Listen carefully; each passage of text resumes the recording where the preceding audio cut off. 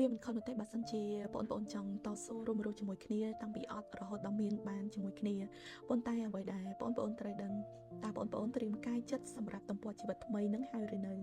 បងប្អូនត្រូវដឹងថាបុគ្គលដែលបងប្អូនចង់ចំណាយពេលលះបង់ពេលវេលាជាមួយនឹងគាត់នោះគឺជាបុគ្គលបែបណាចាគាត់មានចិត្តចាស់ទុំហើយឬនៅចង់សប្បាយចង់ដើរលេងច្រើនចាឬមួយក៏គាត់នឹងមានគំនិតចាស់ទុំចាប្រឹងប្រែងរក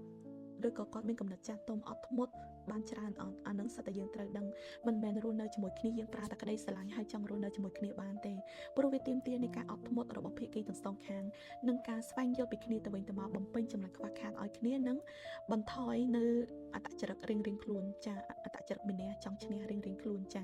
ហើយអ្វីដែលសំខាន់ក្នុងការរស់នៅមួយគ្នាវាអត់ដូចអ្វីដែលយើងគិតថាវា happy ទៅតែម្ដងទេវាមានរឿងរ៉ាវច្រើនដែលយើងត្រូវឆ្លងកាត់បើសិនជាយើងឆ្លងកាត់រួចអូខេអនាគតវានឹងល្អប្រសើរចាប៉ុន្តែបើសិនជាយើងឆ្លងកាត់បំផុតយើងមានតែទូលវិបដិសារីតែប៉ុណ្ណោះឯងចាអញ្ចឹងមុននឹងបងប្អូនសម្រាប់ចិត្តចង់តស៊ូចាប់ដៃរួមរស់ជាមួយគ្នាហ្នឹងគ្រាន់តែបងប្អូនត្រូវពិនិត្យទៅលើបុគ្គលដែលបងប្អូនចង់ចាប់ដៃនោះសិន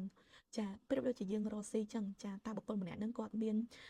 ការទទួលខុសត្រូវមានគុណសម្បត្តិគ្រប់គ្រាន់ក្នុងការឲ្យយើងនឹងចំណាយពេលជាមួយឬក៏អត់ចា